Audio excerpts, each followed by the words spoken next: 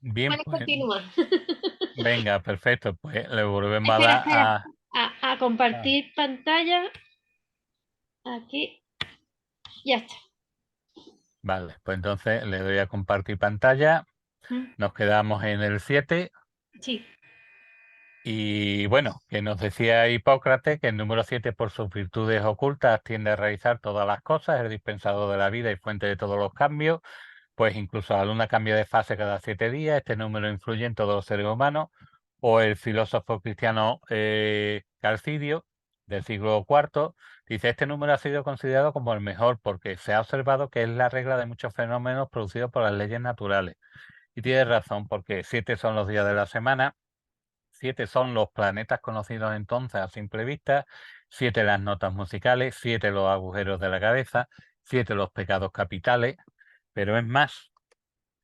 En la Biblia se hace referencia al 7, por ejemplo, en Josué 6 le dice Dios a Josué, y todos ustedes, los hombres de guerra, tienen que marchar alrededor de la ciudad, dando la vuelta a la ciudad una vez, y 7 sacerdotes deben llevar 7 cuernos de carnero delante del arca, y al séptimo día ustedes deben marchar alrededor de la ciudad 7 veces, y los sacerdotes deben tocar los cuernos, y tienen que suceder que al hacer ellos sonar el cuerno del carnero, todo el pueblo debe soltar un gran grito de guerra y el muro de la ciudad tiene que desplomarse. Muchas más citas. El número 7, en Mateo 18, podemos leer. Entonces se acercó Pedro y le dijo, Señor, ¿cuántas veces he de pecar contra mi hermano y he de perdonarle yo? ¿Hasta 7 veces? Jesús le dijo, no te digo hasta 7 veces, sino hasta 77 veces. Y se menciona el número 7 en el Apocalipsis con más de medio centenar de veces. Por ejemplo, se habla de los 7 sellos, de las 7 trompetas, de las 7 copas, que son una serie de cataclismos que terminarán con el juicio final. Los 4 primeros sellos son los 4 jinetes del Apocalipsis. 7 ángeles, 7 plagas, 7 truenos, un cordero con 7 cuernos y 7 ojos, un dragón con 7 cabezas. Y así podríamos seguir hablando sobre el 7. El 7 de por sí tiene ya un libro, ¿no? En el sentido de que se representa con multitud, tanto como el 6 representa al hombre, el 7 representa la creación, la positividad, etcétera, ¿no? La unión, el vínculo con el ser divino, ¿no? Bien, seguimos con los personajes que aparecen en el Jardín de las Delicias. Podemos ver la representación de la espátula real española, fijaros que a pesar de que es de origen español, tiene su representación en el mundo mexicano, ya que se representa al dios del inframundo con la representación de la espátula real española. Y es más, al tipo de arma arrojadiza de 3 plumas mexicanas también se le llama así, la espátula española. Representaría en este caso su simbología la maledicencia y la calumnia. Vemos aquí esta señorita con esos mm, pajaritos en la cabeza. Al borde izquierdo, según el espectador, nos encontramos en ese mismo estanque una figura de color con un pavo real sobre su cabeza, que significaría el símbolo de la vanidad y de lo superfluo. Lo vemos además ofreciendo un fruto rojo, que también en los frutos rojos va a representar la sexualidad. Vemos al otro lado, en el borde opuesto, un grupo de mujeres con diferentes grajillas posadas en la cabeza que sobrevuelan el conjunto como un símbolo de la envidia. Vemos en el lado izquierdo un martín pescador, como que representaría la hipocresía, a su lado una bubilla como símbolo del engaño en la forma de pensar y de actuar, y un petirrojo que, como vimos antes, era la representación de la pasión de Cristo, ofreciendo precisamente un ramo de uvas a unos hombres, que representará el símbolo de la salvación y el sacrificio por la sangre derramada del Redentor. Es decir, no todos son pecados representados en la tabla, sino que también se ofrece la salvación al pecador. Este cuadro, en su principio, cuando llegó a España, se le denominó la obra de la fresa, la pintura de la fresa, ya que este fruto tiene una cantidad de representaciones enorme a lo largo de toda la figura del cuadro, ¿no? Entonces, eh, se le da un claro símbolo de representación de la lujuria, de la incitación al pecado y demás. Después veremos algunos ejemplos de este tipo de representación. Hemos de recordar que durante la Edad Media el término coger fruta equivalía a tener comercio carnal. Entonces, por su propia naturaleza, se representa el comercio carnal o el placer o el sexo con la fresa como un fruto que es bonito, es jugoso, pero que es efímero, como también lo serán los placeres, ¿no? Entonces vemos que pasa de la mayor de la frescura, de la mayor de la lozanía, a la putrefacción. Vemos además un grupo de hombres que están próximos a un cardo que representa la homosexualidad y vemos como de uno de ellos sale precisamente un ramillete de flores, ¿no? En representación justamente de la homosexualidad. También aparece una pareja encerrada dentro de un globo de cristal, en una fresa enorme en su interior, que nos indicaría precisamente cómo puede ser la fragilidad de la felicidad, atendiendo precisamente a un francés de origen, o sea, perdón, a un refrán de origen flamenco, como es que nos dice la felicidad es como el vidrio que se rompe pronto. Podemos observar que la figura femenina presenta una incipiente barriga, con lo cual podríamos casi decir que podría estar embarazada. En el cuadro de Jardín de las Delicias, en el libro, saco las tres mujeres que se representan embarazadas. Entonces es interesante porque dependiendo del lugar donde estén ubicadas, va a tener un significado u otro. Que no vamos a entrar en ello porque sería demasiado prolijo. También se establece una relación con la Virgen María con respecto a los diferentes momentos del fruto que vamos a obviar por el tema de no pasarnos de tiempo, ¿no? Pero que es interesante ver cómo la simbología de las tres hojas, del blanco de sus hojas al principio va a representar la pureza de María, en las tres hojas va a representar la Trinidad, el fruto rojo representará la pasión, etcétera. Es interesante. Vemos además cómo esa ofrenda de placer efímero lo podemos ver representado precisamente como los pájaros dan los frutos rojos a los personajes representados desnudos, como incluso un pez, que después veremos que representa la figura del pez dentro de su campo simbológico, como también ofrece esos mismos frutos.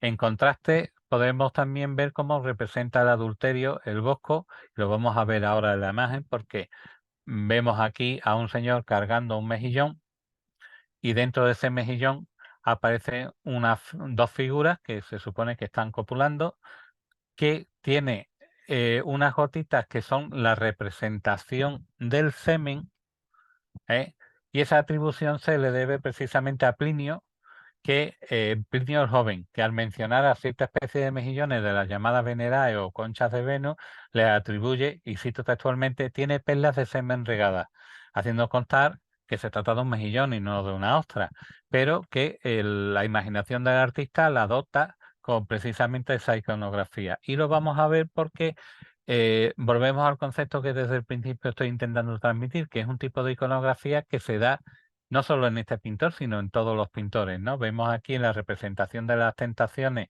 de San Antonio de Peter Bruegel el Viejo, cómo también aparece el adulterio representado como una pareja, en este caso, pues él tocando las partes íntimas femeninas, una pareja copulando dentro y que además aparece también la gota del semen. Por lo tanto, podemos decir que tiene un origen iconográfico común y que por lo tanto, si es representado aquí, será representado en multitud de otros autores y seguidores posteriores del Bosco y demás.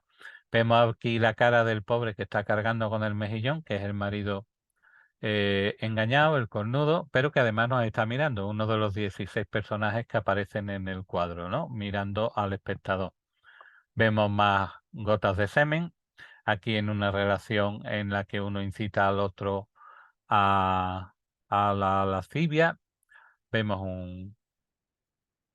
una representación también encima del mejillón. Había además, gracias a la reflectografía infrarroja, podemos ver el dibujo subyacente y vemos que encima de la concha que vimos con anterioridad del mejillón, nos vamos a encontrar a su vez con una concha que representará lo que sería el principio femenino de la matriz universal que genera la vida y la fertilidad, ¿no?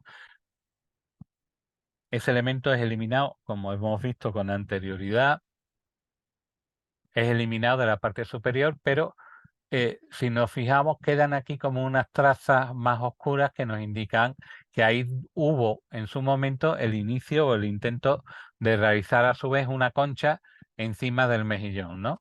como un símbolo que representa precisamente a la matriz femenina. Otra imagen muy representada en el Bosco es la figura del acróbata, que realmente está perseguido por la Iglesia porque considera que es alguien que distrae a los fieles de su labor porque les hace ver el mundo de revés.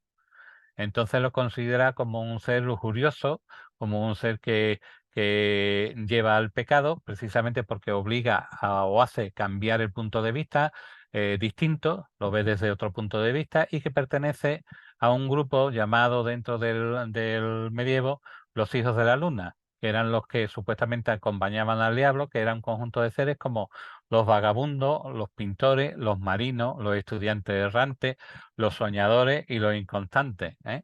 Y por lo tanto tenía una carga negativa. Vemos aquí un ejemplo en la catedral de Oviedo.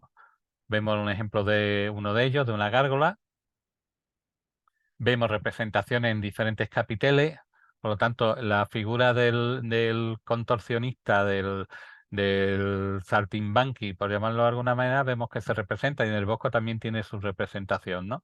Aunque en este sentido la representación que tiene es, y nos atenemos al tipo de concepto del momento, ¿no? Estamos hablando del siglo XV, del invertido, del homosexual, ¿no? Y aquí lo vemos como la figura está invertida viendo desde otro punto de vista la sexualidad, ¿no? Vemos que es un tipo de iconografía que se representa con mucha... Vemos aquí también una representación onanista. Los guerreros, vemos cómo se representan, y, por ejemplo, en este caso, aparece en 3 o 4 ocasiones nada más a lo largo del tríptico.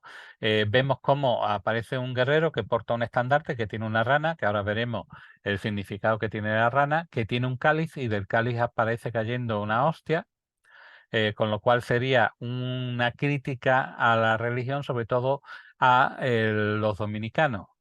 Los dominicanos no, no de Santo Domingo, sino a los frailes dominicos, ¿no? Por aquello del Dominican, los perros del Señor, ¿eh? Domini, Señor, can, perro, ¿eh? Y lo vamos a ver muy representado, sobre todo en el monasterio de Batala, que también pertenece a la orden de los dominicos. Vamos a ver que existe mucha cantidad de perros representados, sobre todo en las gárgolas y en la estatuaria externa. La rana como elemento unificador de los 2 elementos primordiales del comienzo de su vida, el agua y la tierra, y la vamos a ver representada incluso a la hora de la representación de la lascivia. Vemos que a los pies de Adán y Eva aparece una laguna y en esa laguna recientemente, cuando se ha hecho una limpieza del cuadro, ha aparecido un personaje bastante curioso que es una especie de guerrero con un escudo pequeño que está luchando contra lo que parece ser una serpiente marina. Pero no es la primera vez que la representa el Bosco, porque a su vez se ha representado en el tríptico de San Antonio que aparece una figura desnuda, también con un escudo pequeñito y luchando contra lo que sería o un dragón o una serpiente marina. Por lo tanto, vemos que es un tipo de representación que se da a menudo dentro de la iconografía del Bosco y dentro de la iconografía de la mayoría de los pintores flamencos. También observamos cómo un guerrero usa a modo de lanza o arma la forma de un P, que en este caso la simbología del P, por su morfología, se suele identificar con la representación del órgano sexual masculino. Hecho que veremos también, como hemos recitado con anterioridad, en la representación del caracol y el guerrero, en el que le dediqué una monografía de casi 300 páginas en la que se analizaba el concepto de lo que representaba el caracol, y el caracol lo que representaba era la sexualidad masculina. Y lo baso precisamente en multitud de textos y símbolos que aparecen a lo largo de la historia, precisamente para identificar el sexo masculino con la representación del caracol y el guerrero que tenía pánico precisamente a la pérdida de la virilidad y demás, y veremos como en muchos manuscritos, en muchos marginales, aparece la familia defendiéndose de eso. También vemos que el Bosco tiene interés por todo tipo de insectos y mariposas. Por ejemplo, en el jardín central del, del, del Jardín de las Delicias aparece una mariposa de tipo Agraisurticae, que tiene su nombrecito, libando sobre un cardo, cuya postura no es la adecuada, es la postura que tienen las alas cuando la mariposa está muerta. Con lo cual, porque la postura cuando la mariposa está viva sería totalmente inversa, lo que nos indica precisamente que tuvo una visión directa de este insecto el Bosco, con lo cual hizo una representación de lo que él pudo concebir viéndolo directamente. También tiene su simbología porque si el caldo representa a la homosexual, la mariposa también es un tipo de descripción despectiva con respecto a un tipo de tendencia, ¿no? Vemos también que en el Jardín de las Delicias se le dota de alas de mariposa a un personaje, en concreto de la Mariola Jurtina, que es esta de aquí, para que incita a subir a la taberna que existe en el Hombre Árbol. Voy a ir un poquito más rápido porque se me va a echar tiempo encima. Eh, ¿Por qué el Bosco representa el infierno musical con instrumentos musicales? Pues tenemos que irnos a la raíz del por qué en el medievo no se consideraba la música como algo bueno, se consideraba como algo pecaminoso. Entonces, las raíces de ese razonamiento lo podemos encontrar en Platón, en concreto en la República, en la que nos dice que considera que habría que excluir a los instrumentos musicales del mundo idealizado, tomando como referencia el mito de Apolo y Marcia. No sé si conocéis el mito de Apolo y Marcia. Resumiéndolo, hay un concurso porque Marcia, que es un fauno, dice que él toca mejor la flauta que Apolo su lira. Entonces llega un momento en el que hay un concurso, pierde Marcia y como castigo a Apolo lo manda a crucificar boca abajo y le despelleja. Entonces considera que es una forma de incitar a la violencia y por lo tanto condena a la flauta y otros elementos de la distinta armonía. Tampoco aprecia Platón a la lidia y a la jonia, que son instrumentos musicales, por considerar que sus sonidos lastimeros podrían incitar a la embriaguez y a la pereza, ¿no? Entonces, ese concepto de la música como parte del infierno viene precisamente de Platón, ¿no? De la República. Las orejas atravesadas por una flecha es un signo que representa para algunos autores que Dios hace caso omiso a los quejidos o lamentos de los pecadores. Pero también Peñalver Alhambra nos dice que es que el Creador no puede escuchar los gritos desgarrados de las almas condenadas. Veremos que este tipo de representación más adelante en un cuadro que también va a servir de influencia al Bosco. Y veremos que como algunos de los elementos que vamos a citar aquí dentro de la simbología también son representados de manera iconográfica en otros autores.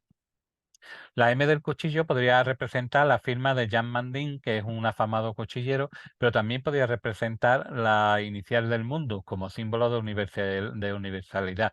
También, si os fijáis, por la forma de las dos orejas atravesadas y la navaja, también sería una representación de un signo fálico y por lo tanto sería la representación zodiacal del escorpión y por lo tanto sería un elemento alquímico que representa la parte estable, la parte masculina y por lo tanto al representar la parte masculina representaría el azufre alquímico. Algunos autores hablan precisamente de que el Bosco podía ser un iniciado dentro de del ars magna, ¿no? Del arte de la alquimia. Hay elementos, y ahora lo veremos cuando hablemos del hombre verde que tiene sus pies, que es un tronco de árbol, en una barca, como sí representa elementos alquímicos determinados. No es el caso que nos ocupa, sería interesante poderle dedicar una monografía. Ahora después lo desarrollo. Vemos que existen gaitas en la cabeza de ese hombre árbol o hombre verde, como yo le llamo, y es un tipo de instrumento musical que se representa casi siempre como un elemento considerado como lascivo. Y lo podemos ver en los diferentes cuadros de Peter Bruegel el Viejo, como La boda de Ordeano, Banquete nupcial, El baile de los labriegos, etcétera, en la que el concepto de que la música de la gaita excita los sentidos e incide a la lujuria. Lo podemos ver porque en los cuadros de Holbein el Viejo siempre los gaiteros se representan itilifálicos, es decir, contentos, muy contento. Y también podemos apreciar parte de este concepto de que el gaitero, mediante la música de la gaita, incita al pecado en la sillería de coro de la Catedral Nueva de Plasencia, en el pomo del sitial número 27, donde vemos un gaitero que deja asomar sus partes pudendas, ¿no? Vemos que el hombre árbol tiene sus dos plantas, por llamarlo así, sus dos piernas las tiene ubicadas en una barca, y eso tiene un claro elemento alquímico, porque representa, ¿cómo diría yo?, un mensaje oculto que tiene una intención para aquel que posteriormente lo puede interpretar, ¿no? Entonces, representaría, algunos también dicen que puede representar la iglesia cristiana y su derivada en el tiempo, etcétera. Pero yo creo que este elemento está basado en un grabado, en un dibujo hecho en papel ocre que se encuentra en el castillo de Windsor, que fue realizado entre 1513 y 1516. Recordemos que el Bosco muere en 1516, y que yo estudio con profusión en el libro anterior, Las claves herméticas de las puertas de la Catedral de Sevilla, porque aparece como un elemento clave hermético, ¿no? En el que precisamente representaría los dos elementos, lo volátil y lo terrenal, representado por el árbol del bien y del mal, ¿no? En una barca. Una composición alquímica francamente interesante, y que, como ya digo, desarrollo en el libro anterior de las claves herméticas, y que sería interesante el poderlo haber desarrollado, lo que conllevaría muchísimo más tiempo del que disponemos. Otros elementos, vemos que un grupo de frailes de animales representados como frailes, tiende a refugiarse en una gran cabeza como de un cráneo de caballo, etcétera. Podemos ver que hay una campana cuyo badajo es un personaje desnudo, del que de sus partes pudendas cuelga un mono. El mono representa casi siempre un espejo de los defectos del hombre. Hemos de recordar que en la cultura romana el mono se consideraba que era la reencarnación de un hombre que purgaba precisamente por sus pecados en esa forma.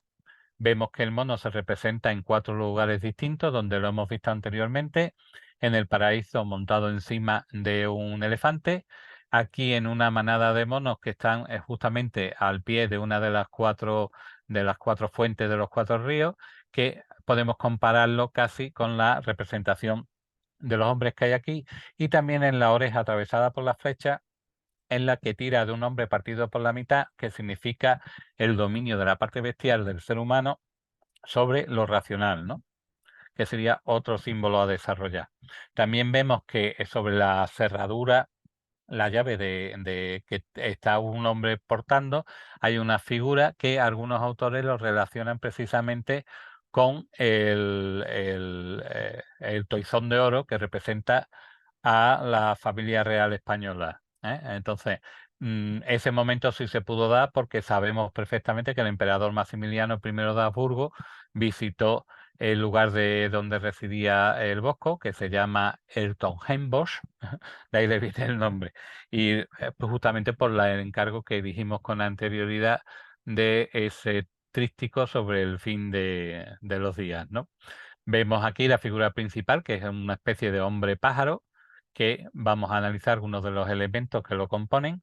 Se trata de un animal que está coronado por una olla, una marmita, tiene los pies metidos en jarro, lleva una correa que le sujeta las alas a la espalda, que devora las figuras por la boca y las expulsa por el ano en una especie de figuras de cristal que caen justamente a un foso, y que vemos que mientras está devorando la figura, por el ano de la figura devorada salen pájaros. Esos pájaros podrían representar el alma o incluso los pecados que han cometido para poder ser devorados por esta figura. Esta figura nos va a recordar a la figura de Satanás de la Divina Comedia de Dante, que se representa como tricéfalo y con alas, que devoraba a sus traidores, pero que también se basará en la figura de la visión de Santúndalo. El Bosco se basa en ella porque Santúndalo, en una de sus visiones, veía un monstruo que engullía a los clérigos lascivos de igual manera que como lo representa él, ¿no? También representa, está elevado al doloroso reino de Dante, al diablo que representa Dante en su Divina Comedia. Vemos aquí una interpretación de uno de los seguidores del Bosco, de la visión de Santúndalo. Vemos aquí la oreja atravesada, que la hemos visto con anterioridad.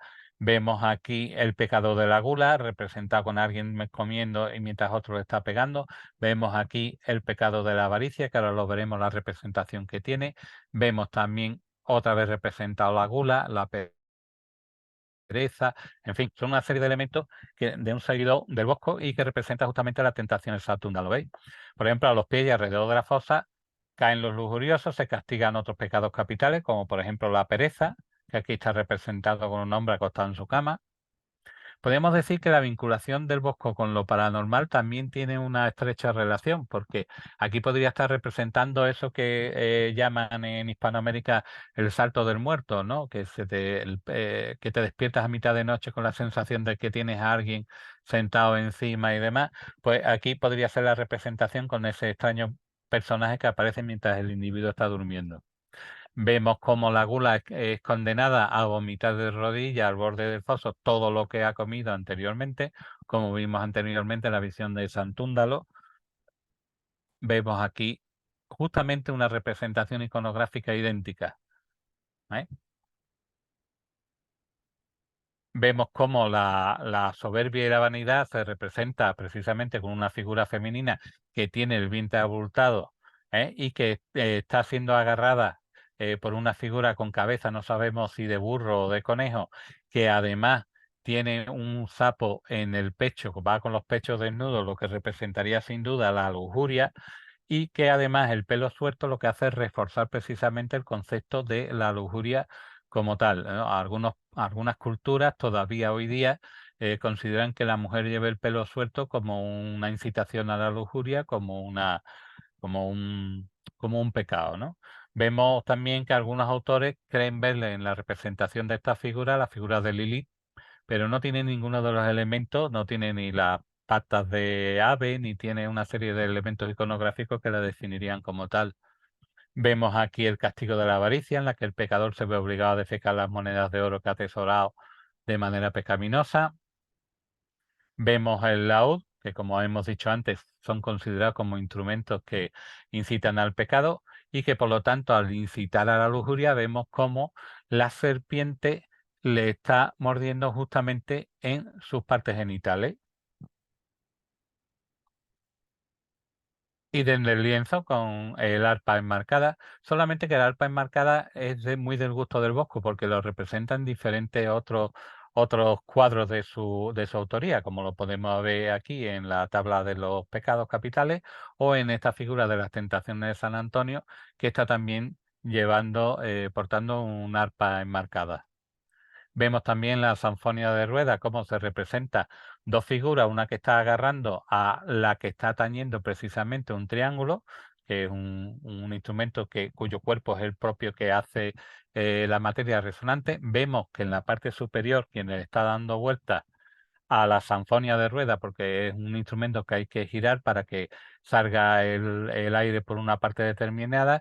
El individuo que maneja la manivela porta un cuenco, vemos que carece de ojos, porque los ojos los tiene en el cuenco, y sabemos que los tiene en el cuenco porque está asomando uno de ellos, y un personaje que está al lado, que porta un huevo en la espalda, que representa la eternidad, que representa la resurrección, y porta un bastón de batanero, que es con el que usualmente casi todos en el martirologio de los cristianos era el que se usaba para matar a muchos de los santos, ¿no? Y por lo tanto vemos que a través del sacrificio puede llegarse a la resurrección del alma y demás. Vemos también como hay otro tipo de instrumentos, como la flauta, en este caso la parte donde se digita está introducida en el resto de este personaje, y vemos como hay otra serie de instrumentos que podríamos crear casi una pequeña sinfonía, ¿no? Con tamboriles, con flautas, en fin. Un personaje que llama mucho la atención y que además está muy representado en los Imaginarias es el conejo cazador o el conejo asesino, ¿no? Realmente que de por sí ya tiene una misma monografía. Vemos cómo aparece en algunos de los Imaginarias de los libros, cómo tiene unos atributos como de hombre, pero de manera muy animalizado, ¿no? En cierta manera es un reflejo del hombre en sí mismo. Vemos cómo el cazador se convierte en cazado. También lo tenemos representado en una de las portadas de la Catedral de Notre Dame, en la que un caballero abandona su espada y huye temeroso del conejo. También lo vemos en la película de los Caballeros de la Mesa Cuadrada de Monty Python, en la que tenían pánico a pasar por un prado, y era porque había un conejo asesino que les cortaba la cabeza. Podemos ver aquí un momento de la escena en la que el conejo asesino les corta la cabeza a mordisco. Y vemos también que se nos ofrece unas anotaciones en uno de los traseros de una de las figuras representadas, que está aplastado por un lado, que fue una partitura que además fue representada por un grupo que se llama Latrium Musicae, que lo representó en 1978, se puede escuchar en internet, se puede buscar por YouTube, en la que la titularon humorísticamente con el nombre de Codex Gluteo, ¿no? Y es verdad, y tiene sonido, es decir, es una partitura no inventada, sino que tiene música. Y vemos aquí por lo que yo decía anteriormente, que podía tener una cierta vinculación con algún suceso que le ocurriera en vida al Bosco, porque se representa una SM, una experiencia cercana a la muerte, y además lo representa de manera constante. Algunos autores quieren ver la temática del Bosco tan sangrienta, tan oscura, como que contempló con 12 años o 13 años un gran incendio que hubo en su ciudad en la que murieron más de 600 personas. Yo no creo que eso sea así, sino simplemente que tú pintes calaveras, yo las pinto, por ejemplo, y yo no tengo un trauma, sino que simplemente es una interpretación, yo creo que por parte de los autores para dotarle de ese aire misterioso, pero no creo que tenga mayor importancia. En el libro y en la presentación se nos ha quedado por ver los diferentes tipos de juegos que aparecen en una parte de los juegos, los animales representados como el grifo y demás, su relación de los elementos representados del juego con el tarot y la mitad, los sirénidos, en fin. El libro es un libro extenso y por lo tanto tiene mucha simbología. He intentado recortar un poquito para que nos diera tiempo y no nos pase como la otra vez que nos pasó. Aquí están los medios por los que podéis contactar conmigo a través de Facebook, a través de Instagram, a través de mi página web. Y esto es todo, amigos, por el momento. Bueno, José Luis, como siempre, escuchándote me ha venido para mi cabeza, el desconocimiento nos hace esclavos. El conocimiento nos da la llave a la libertad. Claro, es que el conocimiento hay que compartirlo. Yo, pues, cuando me habéis hablado de hacer otras sesiones, yo encantado. Yo, humildemente, lo que yo pueda ilustraros, pues mira, a mí me encanta. Yo os digo que me gustaría que fuera más participativo, es decir, que hicierais preguntas, porque eso deriva a otra conversación, ¿no? Es decir, y a descubrir otras Pasa que es cosas que, que están vinculadas. Pues José fijaros que, Luis, dime, José Luis, es que nos dejas tan no, con mira, la Ana. boca abierta, de verdad. El problema es que todo está relacionado y entonces es interesantísimo Tomando, porque, tomando apunte. bueno, muy bien, Tomando pero vamos, apunte. va a tener la grabación, la va a poder ver cuantas veces quiera. Sí, sí, pero me gusta así. Tomando Si, apunte. si queréis, más para adelante hacemos la segunda parte con la parte que no hemos tocado, que es la parte del juego, la Torá, en fin, el tarot. También tiene una serie de cartas. Hay una mesa del juego que está caída y que tiene una serie de cartas con unos números determinados. Eso lo relacionamos con la simbología de la numerología y con la Torá, en fin. Y se pueden sacar cosas muy curiosas. Los sirénidos, el grifo, que tiene una historia preciosa. En fin, esto hubiese sido interesantísimo. Lo que pasa que a mí no me da la vida para eso, de coger todos y cada uno de los elementos. Y además hay un problema, mira, y lo estoy dando mucha publicidad porque me molestó mucho. Para empezar este libro que hice, que he hecho, que está todavía en promoción, pedí permiso al Museo del Prado para hacer fotografías y me los denegó porque decía que la gente se hace selfies y ocupan un espacio. Yo le dije que yo a cualquier hora que ellos me dijeran, yo me trasladaba a Madrid a hacer la fotografía y demás. Pero se ofrecieron muy amablemente a hacerme la fotografía que yo quisiera, previo pago de su importe, es decir, 50 euros por fotografía. El dinero no es lo que importa es que es algo que está mantenido con fondos públicos, que pertenece al Reino de España y que me parece una burrada que alguien que va a investigar, que va a intentar desarrollar una labor innovadora, como es hacer un libro, que no hay nada escrito en forma de libro con respecto a la simbología de algunos de los elementos, pues que te veas impedido tu labor porque hay un concepto mercantilista por parte de un museo, ¿no? Un museo que está mantenido, como ya digo, con fondos públicos y que pertenece todo lo que hay allí a los españoles, porque se compró en su día con dinero de los españoles por parte de los reyes españoles, ¿no? Entonces me molesta porque yo pensaba haberme ido con mi camarita y haber hecho centímetro a centímetro, ¿no?